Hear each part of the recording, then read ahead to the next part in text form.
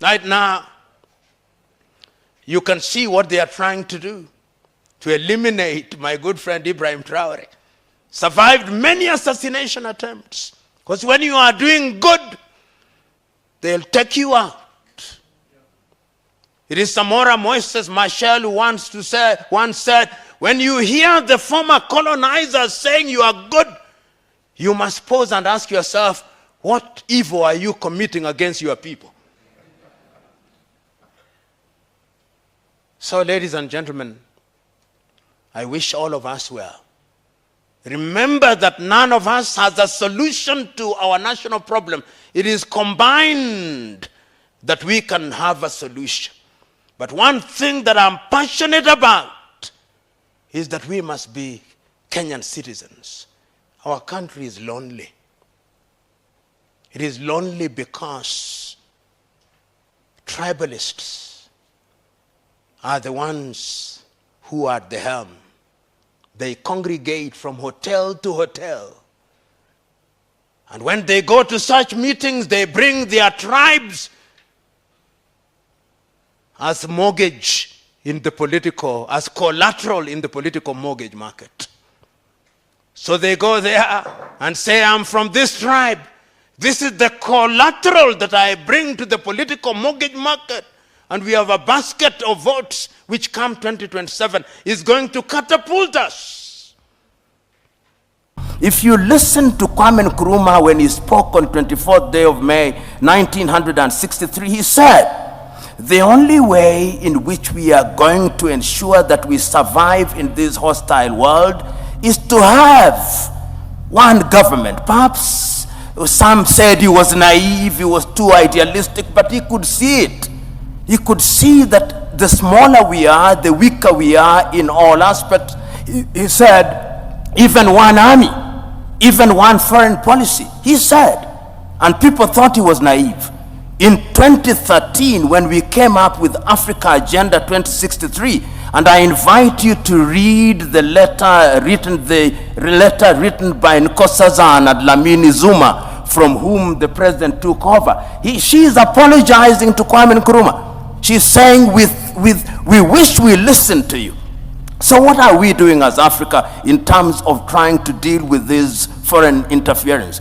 Having recognized these, first of all, under the REX, the East African community, you remember there was the Committee of Fast Tracking of the East African Community and East African Confederation. The first president of East Africa ought to have been sworn in 2010. It did not happen. As I'm talking to you, there is now a body that is moving around trying to create a constitution for the East African Confederacy, which is a realization that if we want to interfere, if we want to stop foreign interference and we want to engage constructively, we must have a big market, and that market will be the East African market. Hence, Kenya, Uganda, Tanzania, Rwanda, Burundi, South Sudan, and now the Democratic Republic of Congo, and the Somalis are coming in, and I'm told the Ethiopians are also contemplating.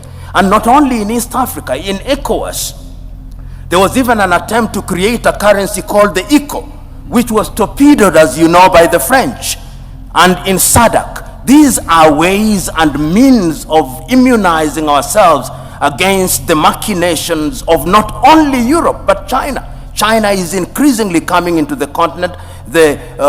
Russia is increasingly coming into the continent. Turkey is increasingly coming into the continent. Qatar is increasingly coming into the continent. The Emiratis are coming into the continent. So we are seeing all these things happening. But beyond the REX, there is also the African Union.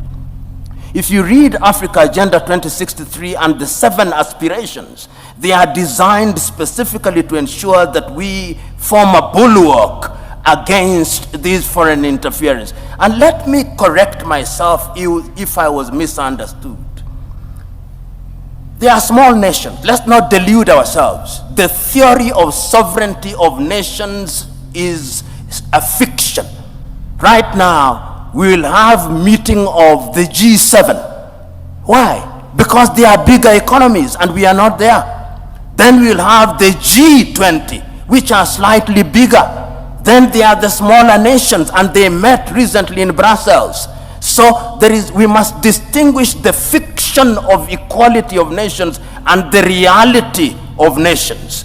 And when therefore we want to negotiate at the continent of Africa, we are saying the bigger we are, the better we are. So efforts are there. And as I conclude, I'm saying, if we look at Agenda 2063 and we look at Africa Continental Free Trade Area to eliminate tariff and non-tariff barriers, to allow for the free movement of persons, then we would be in a better position to engage.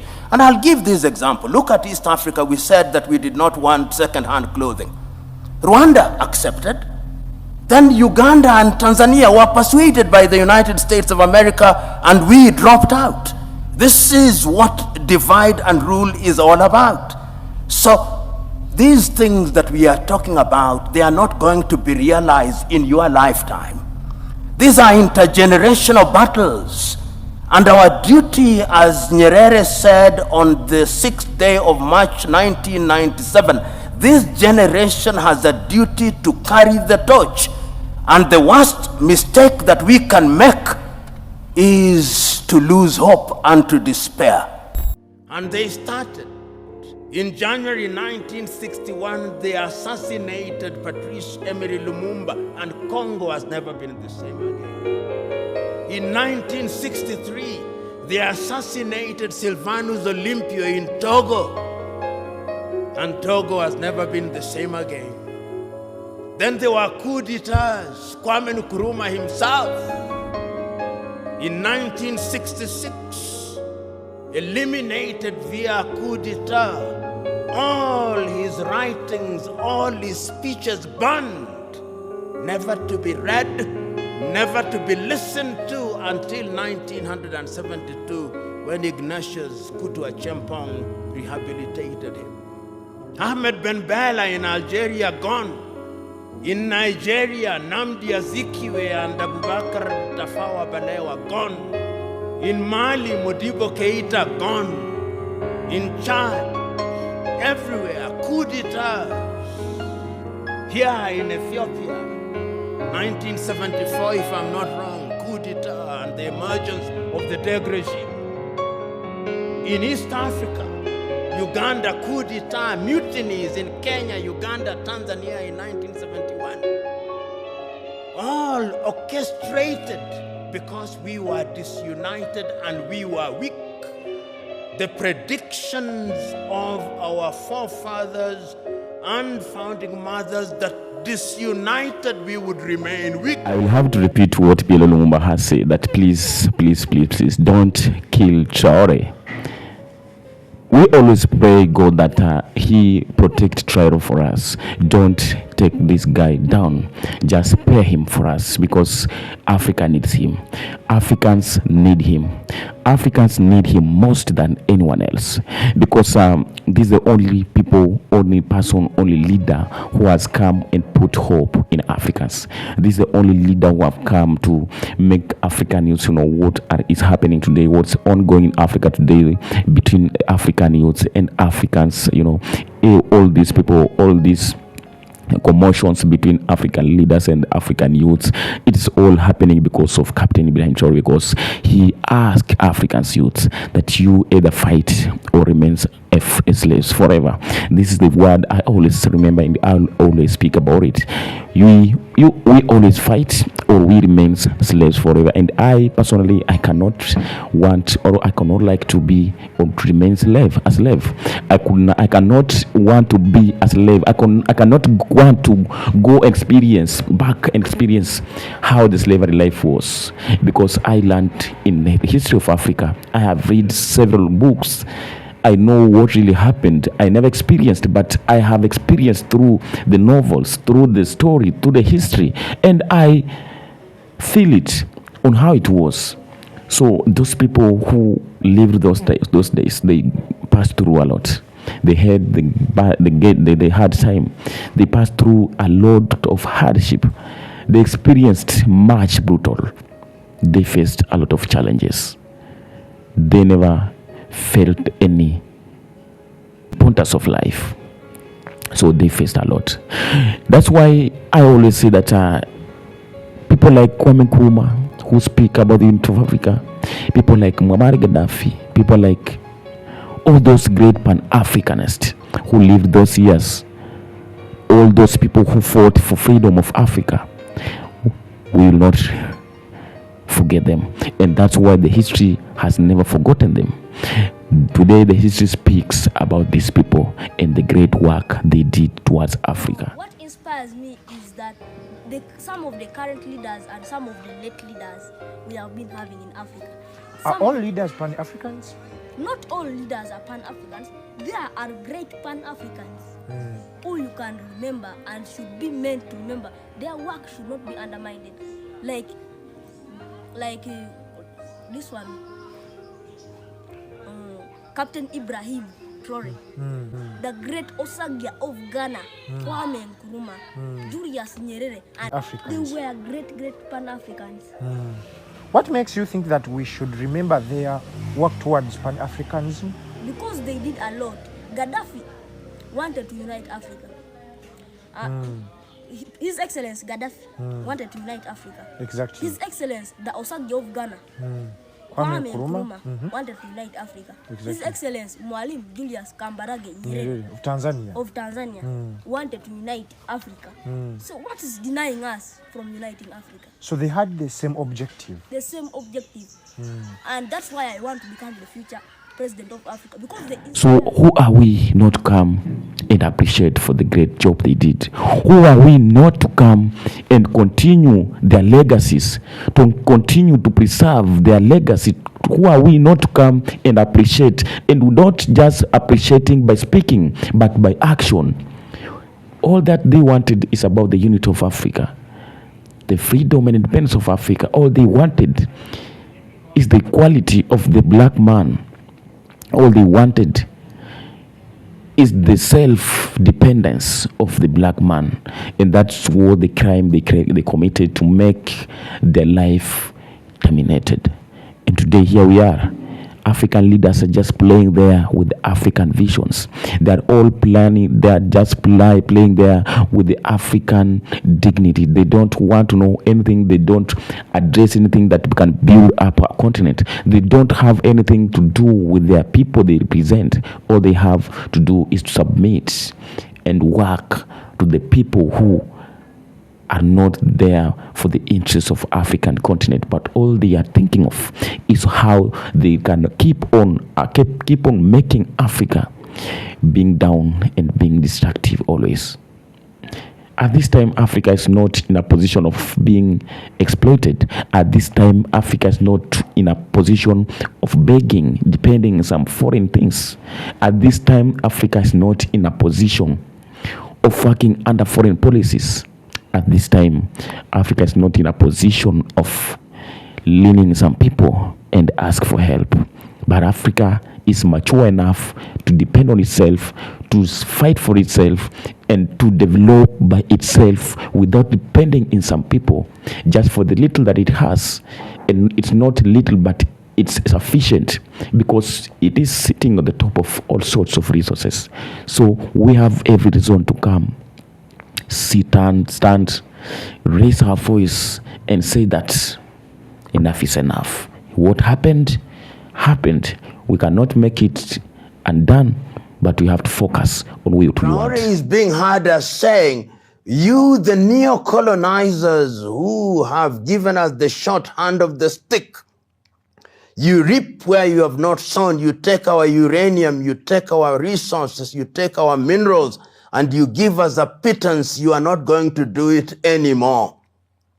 You, the colonizers who handed over to us systems of governance that cannot work, including electoral commissions, including printing ballots in your own countries, including printing paper currency in your own countries, we will not allow you. He is saying that. You, the colonizers who, when we want to liberate ourselves, you create insurgency, you sow seeds of discord within our ranks, we are not going to allow you to do that. That is what we have to speak about today. So Welcome back, my people. Welcome back, family. I'm the Kenyan Explorer here today. I always feel so guilty. I feel so pain when I come speak about the matters that affects Captain Ibrahim Traore. You know, this a cool leader. He is undemocratic. We know that. But what we are looking up to date, what we are looking in today is what is he doing? What is he doing that our African leaders who so-called democratic are not doing? They cannot be able to do this. We will come and speak about this Captain 1,000 times. We will make contents of Captain more than thousands. But we are doing this in a different way. We are presenting this in a different way so that we can make sure that all people who don't believe in this, all people who are just believing in democracy, and the people who and their leaders who are doing things that cannot make their countries to make a step, they come to understand what are we speaking about. What are we speaking about? Because if you want to know that people cannot get tired of Captain and we will keep on speaking about Captain Ibrahim Traore forever, is because just go look for the videos of this guy, the people who have tried to do the video of this guy, and try to know how many people are turning in to come and see and to watch these videos. There are thousands of people every time, every day. And the people who are coming up with the idea, with the content that speaks about Captain Ibrahim are thousands of people. And there are thousands of people who are coming it up each and every day to watch over. They are not tired of watching him. They are not tired of listening to what he's doing. They are not tired. We always, every time, every day, wake up every morning and fast, try to search what has happened, what's the latest news, what is the latest updates from that country, from Burkina Faso. So all the people who are fighting against, we will fight against you. All the people who are fighting against, he will not fight against you, but the Africans will fight against you. Because at this time, this is the only leader that we the Africans have put hope in him. This is the only people that the Africans have put their faith, their interest in. Because all that he's doing for the interest of the people, for the interest of the entire continent, but not for his interest, not only for the interest of the Burkinabes. Because we have seen the people of different countries all over Africa, all over Caribbean, all over Europe, they are coming on the streets. They demand the freedom of Ibrahim Traore and the independence of Burkina Faso. Why are they doing this? Because he has tried to show the best leadership. He has tried to give up and offer the best leadership to his people, and try to tell the people, that African leaders, that all we have to do is to make sure that we deliver the people, because they sent us to this position to make sure that they get what they deserve. So who are we not to bow and salute Captain and appreciate for what he's doing? This is the only leader who has awakened African leaders, and the leaders of Africa today are trying to transform their ways of governance. The African youths are today coming on the streets, they fight, they raise up their voice. We are experiencing the arising of many Pan-Africans who are coming out, and all that they're speaking about the unity of Africa. Why are they doing this? When do they come and start to speak about this? We never experienced this. We never saw any Africans coming up and challenging the European, the Western powers. We never experienced this before the rising of Captain Ibrahim Traore. So this means that these the people, these are the guy who has come and tried to awaken Africa and give them an example, give them the way that we can do this boldly and fearlessly. And no one can come and harm us, because it's our right. This is our continent. This is our home. So we have every right to come and speak about our home. We have every reason to come and defend our home, because this is our home. This is Africa, and we are Africans. So each and every time I come speak about Captain Ibrahim Traore, I have every reason to come and speak about him. I have every reason, because what he's doing. Yoweri Kaguta Museveni of Uganda has been in power more than 30 years, but he has did nothing. He has not did even a quarter of what Ibrahim Traore has did in 3 years. Paul Kagame of Rwanda has been in power more than 30 years, but what he has did in that country cannot be compared even a quarter of what Captain Ibrahim Traore has did in 3 years. Tinubu of Nigeria has been in power for a very long time, the chairman of ECOWAS, but what he has did in that country, it cannot even nowhere to be placed. because that is the country that's being ranked as the most corrupt country, undeveloped country, incompetence and everything, every bad thing that's coming out of that country. This is the most of the country of one of the most populated country in Africa, having a lot of resources. Go to the country of Sudan, go to the country of Congo, the most wealthiest countries in resources, but the most poorest country in development, infrastructure, and peace and everything, because of the poor governance. The poor governance. That's why we always say that we are not opposing democracy, but because of the people who are working and through this democracy are the one who have come to prove to Africans that democracy is an illusion. Because how can the people be praising, hyping the names of undemocratic leaders, and they're fighting against the democratic leaders? This means that this democracy is not helpful. This means that this democracy cannot bring a solution to African continent. This means that this democracy cannot come and solve the African issues and problems. It's like democracy is like a religion, because religion is something which is very good only if it can be dealt with the people who understand the way of preaching to the people, teaching the people the ways of religion, the ways of spiritual issues.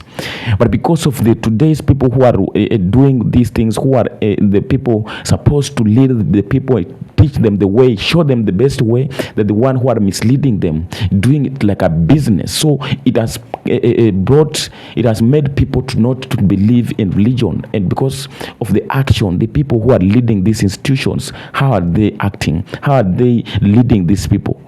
That's the reasons to why the people have come to feel like this is something that is not appreciative. It is not something that's real. So let Ibrahim Traore be well for Africans. Let him be okay for us. Those people who are not interested in him, those people who don't support him, just stay away and leave the people who love him. Let the people who believes in him continue believing in him and loving him and supporting him, because Africans will die supporting Captain, and will not die, but will make sure that all is well through him, because he's the only guy who has come and proved to Africans that sky is the limit. Sky is the limit. So I will not take much of your time.